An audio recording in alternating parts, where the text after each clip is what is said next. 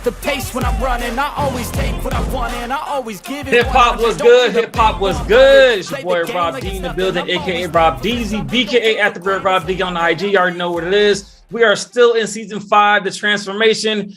This is going to be episode 9, and we are making a stop in Cleveland, Ohio. My mistakes from last week, you all. I thought Kid Cudi was from Chicago. I misspoke. I apologize. I misspoke last week. Kid Cudi is originally from Cleveland. So we're taking a trip up to Cleveland, talk about Kid Cudi. Nonetheless, man, lots of great things going on this week. Thank you all for tuning in, listening, watching, whatever may have you. We appreciate all the love and support. We continue to push the culture forward. And there is no other, there's lots of significant figures in the culture in the 20 teens, but Kid Cudi definitely is misunderstood for sure. And we're going to talk about that in this episode to bring that to light and all the things that he has in regards to contributions to the world of hip hop. However, my special guest today is a Diggie A-2 alumni, Mr. Deion Brown, who was the head of DB Entertainment, you know, of all the likes of Mac Xavier, 36 and Brimstone, Chevin KC,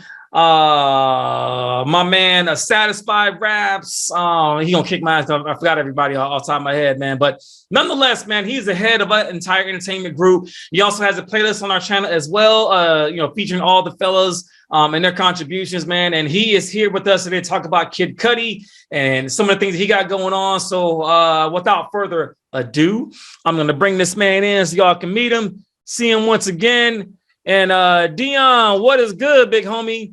Talk to the folks, man. What's up, everyone? Yeah, I'm happy to be here, man. Who's I missing, man? Who's I missing? I feel like I'm missing somebody. So Graham Spiff Shipley. You said who? Graham Spiff Shipley. Spiff, and that was it, right? Yeah. That's Okay. Now he's Graham Shipley. I forgot about that. Shout out to Graham, man. What's good? So if anybody doesn't remember Deion was on the Tupac Shakur episode, which I was telling Deion before we got on. If anybody knows anything about the audio side, Tupac is our biggest episode on the audio side. Deion is a part of that. Our biggest episode on the audio side is Tupac Shakur. The episode is a hip hop legend. He is a part of that. So thank you, Deion, for spending time out of your busy schedule coming on today, man. I appreciate you. But there are a couple of things I got to get out about Kid Cudi before we get into the discussion. So we're going to start off with Kid Cudi, two-time Grammy Award winner, one-time BET Hip Hop Award winner. His Grammys come from Kanye West, All of the Lights song, but back in 2011. He has some production credits, or I think written credits for that song. That's where his 2 Grammys come from. He was on the 2009 XXL freshman class. And what he also did is when he made his commercial albums, he did a Man on the Moon series. So Man on the Moon 1 was released in 2009. It had, you know, Day and Night, Make Her Say, you know, Pursuit of Happiness. And then he did the other. The next one was right after that, which was The Legend of Mr. Rager or Rager. I think it's Rager. Is it Rager or Rager? Rager. Okay, I know it was one of them too. Released in November 2010, had Erase Me on there. Then The Chosen, which was the last series, which was released in December 2020, which is outside of our scope. But his first album was 2-time platinum. The second album was 1-time platinum. And then he went back into his hip hop bag. And I'll talk about him going to his bag back and forth. It called In the Kid. In August 2013, I like on there Solo Dolo with K-Dot, man. That one go mean. I like that one, a 1-time gold album. Then he did Satellite Flight, the Journey of the Arrival of Another Moon. He was coming with these crazy names for his albums, man. That was released in February 2014. But his most significant album, in my opinion, is Speeding Bullet to Heaven, which was released in December of 2015. I'm going to come back to that here in a little bit. I'm sure Deion's going to chime in on this one as well, too, because that album is significant. It's probably one of the most significant albums in the culture of the 20 teens. I'm going to come back to that for specific reasons. And then I have on here last Passion Pain and Demon Slaying, released in December 2016 when he went back into hip hop. And there's a couple other albums after that. I didn't get to it in this particular episode. But nonetheless, Kid Cudi is a staple in hip hop. He's a staple, I would say, in music period. So to start my discussion, Deion, first off, thank you, brother, for being on today. Shout out to your whole entire crew, your family, man. And I got to start up with this, man. When we think about Kid Cudi, what's the first thing that you think about when you think about his artistry, bro? So when I think about Kid Cudi's artistry, I think Kid Cudi really brought in emotion to hip hop, and it provided an avenue where people don't have to be masculine and beefy, and you don't have to have hatred in your hip hop in order to, sell albums or connect with an audience. He brought in, his depression, his battle with his inner demons, his, the struggles he had in his world. And he put it out there in a way that he's like, I know you guys are feeling this too. And now you guys can see I'm feeling these things. And it really helped to draw a connection or a parallel between him and, the audience he was intending to hit. And for me, that speaks to his artistry. He didn't have to be in the same lane of thugging or, pushing violence or, women, things like that. He speaks very candidly about how he wasn't smooth with the chicks, and he wasn't, he wasn't a all-star in sports, and he really was just that shy kid at the desk, drawing things, having these big ideas, and one day was able to push them the way that he wanted them to go. So that speaks a lot to what I think he did for the culture. Yeah, absolutely, man. I could not have said it any other better, articulate any better, Deion. What I would say when I think about Kid Cudi, there was some songs I listened to this past week. I was like, oh shit, that was Kid Cudi. I forgot about that, man. Like, oh damn, my bad, man. Like, so he had some hidden tracks I forgot about.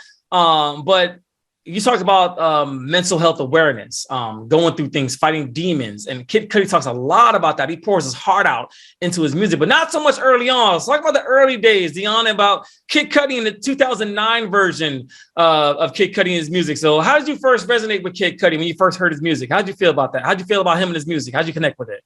So the first bit of Kid Cudi I heard was his mixtape. That he took out to New York whenever he left Ohio. He went out to New York and he was peddling this mixtape. It was called A Kid Named Cudi. And that's where he first put out Day and Night before he, re-released it on his debut album. But on that mixtape, man, he had songs like The Prayer. He had Dat New New. I don't know if you've heard that one on YouTube. Yeah. It's a banger, man. So good. It couldn't go any further than just that mixtape because he sampled too many things, and he didn't want to get sued and stuff. But that was the first introduction to Kid Cudi I had. Was the Kid Named Cudi mixtape, Day and Night, things like that. Trolling the YouTube and MySpace days back in 2008 and 2009. Man, those songs really were deep, and like I said before, they showed a not softer side to hip hop, because there was nothing soft about it, but it was introspective. He let you in on his thoughts more than his actions. Yeah. And that was a first for me as far as hip hop. I'm used to more action hip hop, meaning like, they're talking about what they're doing, where they're going, who they're seeing. Instead, it was him talking about what he was feeling, what he was thinking, the things that were happening around his mental at that time. Yeah. And that's what drove me to Kid Cudi, because, I did not have the most satisfying upbringing in the world. So, I drew a quick parallel to Kid Cudi because at the time I was battling demons of my own too. So, it was nice to have music that was relatable and that I felt like I could vibe to that closely, Yeah. Thank you for disclosing, Deion. I know that's tough. It's not hard. I'm saying it's not easy, rather, to talk about, those demons you fighting and the whatever the whether it's things in your environment or whether it's just your own internal mental demons, whichever way that it is, we all are fighting something. And I think that Kid Cudi, the way he articulated his life, was art, and it's super artsy, super crafty. And he showed a couple different sides of himself too. Like on Make Her Say, he had him and Kanye and Common on there, that whole Midwest connection, and that was kind of dope, kind of braggadocious kind of style, but it was still super dope. I still like the song though, with the sample from Lady Gaga. You know what I mean? Yeah, you know what I mean. Yeah. So that sample from there was super dope. But I love the early Kid Cudi, and I love the middle Kid Cudi. So I'm gonna jump all the way to 2015, the album Speed Bullet to Heaven. And the reason why I want you all to go check out Speed Bullet to Heaven is because that is an alternative rock album. Let me reiterate that one more time for you all so you can understand this thing. This is a hip hop artist that I'm talking about on the platform that did an alternative rock album. The entire thing was an alternative rock album. It is absolutely flawless. It really, really is. And it's hard for me to say that as a hip hop fan that doesn't really get into rock or alternative music, but it is flawless. And I slept on it. And I want to talk about this, Deion, because one of his influencers as he was coming through music was Kurt Cobain. And I saw a lot of parallels of what he was saying on that album to Kurt Cobain and his demise. Rest in peace to Kurt Cobain for sure. Talented gone way too soon in music history. But he drew a lot of parallels to that, talked about a lot of his demons. He talked about a lot of the mental battles that he was going through, man. So talk to me about that particular album and that particular sound. And then talk to me about the risk. It takes a lot of risk to be a hip hop artist, to do a rock album. I know people are starting to do it now, and it's trendy now, but this is probably one of the first ones I actually saw or listened to that was a complete rock album. Besides, I think Wayne did one too. I think maybe Wayne did one in the early 2020 teens also, but this one's is a full rock album, alternative. It's absolutely flawless, man. So Deion, what are your thoughts? How you resonate with that album? And how's it hit for you? Does it hit a little bit different for you, being he's a hip hop artist doing rock music, or? Yeah, absolutely. You know, it's not what you expected when you heard Kid Cudi was dropping another album. You know, you would think you were going to get that euphoric, almost, you know, not trippy, but, you know, that sound that Kid Cudi is so iconic for, you know, the man on the moon being out there in outer space and, you know, having that feeling of gravitating a bit more towards hip hop. And then he drops this album that's got no electric beat production at all. It was live instrumentals through the entire thing.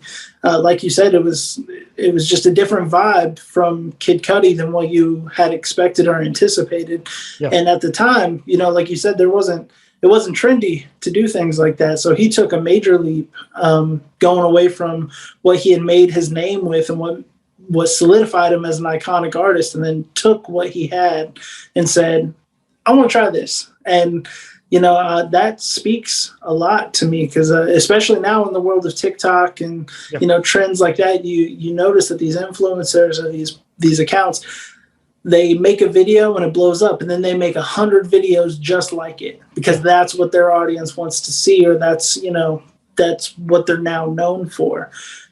He was like, I'm creative. I have bigger ambitions than just the same old thing. I have more to offer you. Right.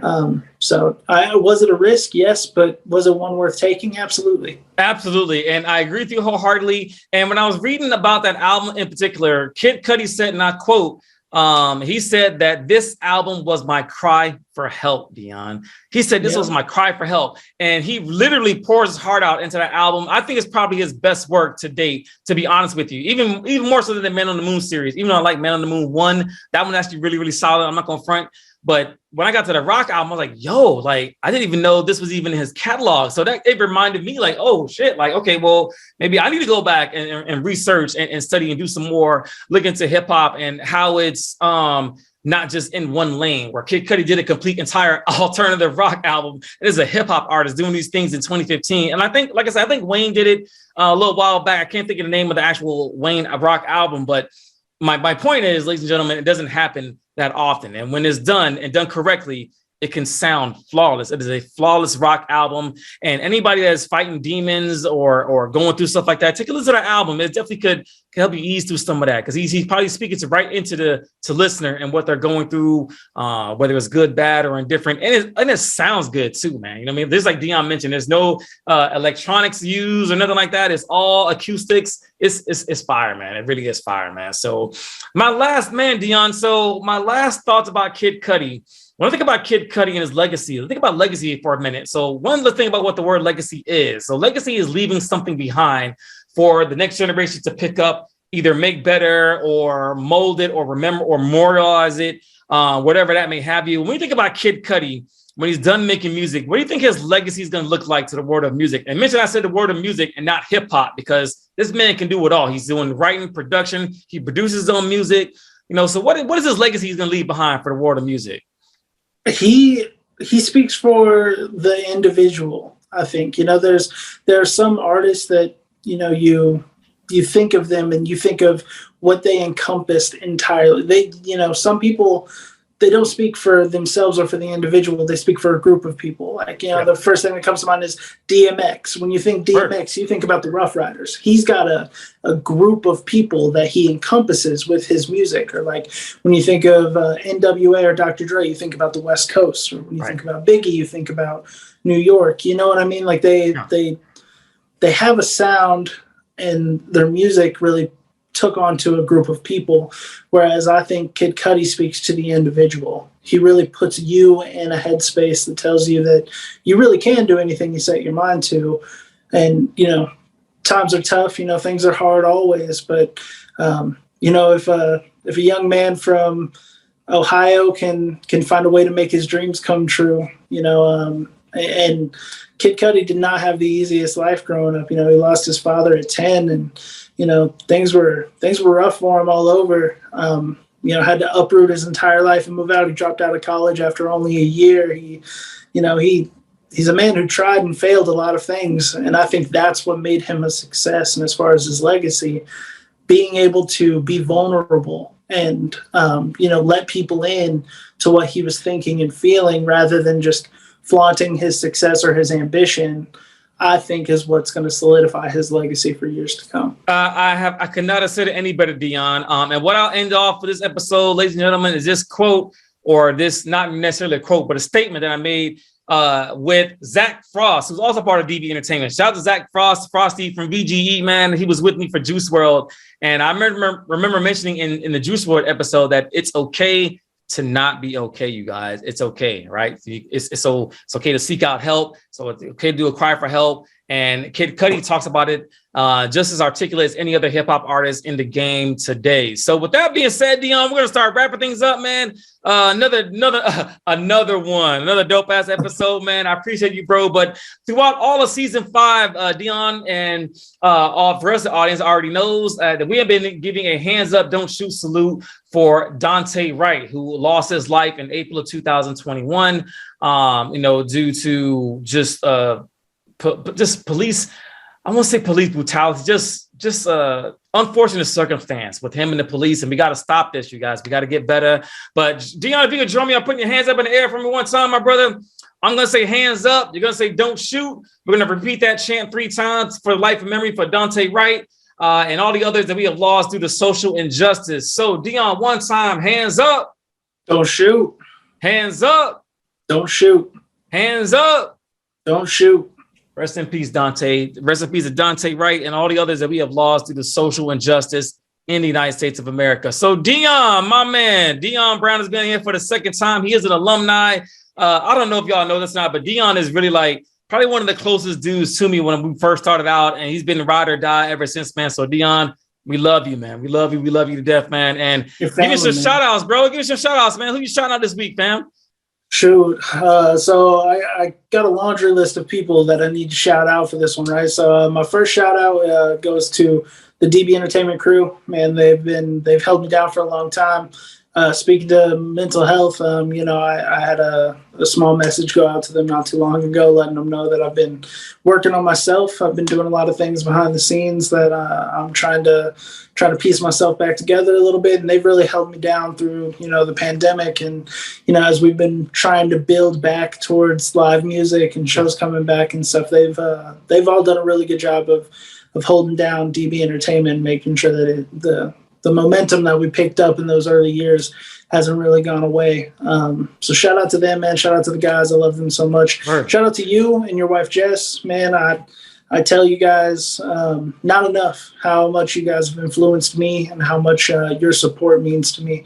I'm telling you, I've met a lot of people in my time. I try to go out and shake hands, and meet as many people as possible. But consistency, man. You guys are consistently just a positive energy. You want everyone around you to succeed, and you really do a great job of uplifting the people around you. Appreciate it, bro. And it means the world to us, man. Like not just me, but the people around me that know you. It's inspiring, man. I love you guys. No doubt, man. Word. Next, Kimberly Heinisch. I'm so thankful for her. She is one of the people who really took me to Kid Cudi as far as his music. She went with me to a concert in 2013 to go see Kid Cudi out in Champaign. We had a great time that night. She's been a damn good friend to me for years, somebody that I can confide in, somebody I've, been able to share, my demons with. She's been there for me, walked me through some of them. She's been so supportive. Couldn't have asked for a better friend there. My beautiful wife, Tiffany, I love her dearly. My daughter, Emerson. My list goes on and on and on. But, at the end of the day, man, I just appreciate anybody who's been a part of the DB Entertainment journey. I'm thankful to have been connected with people like you and Jess, and to be a guest on the Diggie A-2 podcast now 3 times, man. Means the world. Let's go, Deion. I appreciate you, man. My shout outs are short, man. Shout out to Deion, the DB Entertainment crew, who has been a staple with this podcast since its inception. So I can't even, as Deion mentioned, I'm going to echo what he just said. I can't even, in my heart, tell him right now, how much of a genius he is, and the artists that he put together, the music that his guys put together, and the support that they give, man. They give mad support, man. It could be the worst episode I ever taped. They still gonna tune in. They're still gonna push it, because that's how they are, man. And I'm the same way, man. I still listen to 36 and Brimstone, that album, still to this day, man. So shout out to 36 and Brim, man. I'm still listening to it. But shout out to you, Deion, and your movement, everything you've done, put together for those fellows, man, and all the music, the creativity you all have done and put together, and being a part of our journey. So being a part of my journey. So my success is your success as well, brother. Like I mentioned to you all, Deion is a part of the largest downloaded episode that we've ever had on this platform, the late, great Tupac Shakur, man. I didn't do the episode by myself. That was with Deion. Shout out to Deion for that assist, man. And then other than that, man, shout out to family, dude. Shout out to family, and just living right, staying right. And next week we're going to be talking about Mr. Post Malone, one of my favorite rhythm and blues, singy, songy, hip hop artists. Very, very different, very, very charismatic, and outside the norm, is what I would say with that. So we'll be talking Post Malone next week, but y'all know the slogan, man. Stay safe, stay humble, stay hip hop. All right, 100, man. Peace. Don't take for granted, stay humble. Now wake up! It's time to look at the enemy. Look in the mirror if he is no friend to me. It's not working out, maybe it's the chemistry. It's time to break up so I can make a better me. Better believe in your mind, cause it's everything. You can mold, shape, find almost anything. All it takes is some time and some clarity to find your identity. It's mine, don't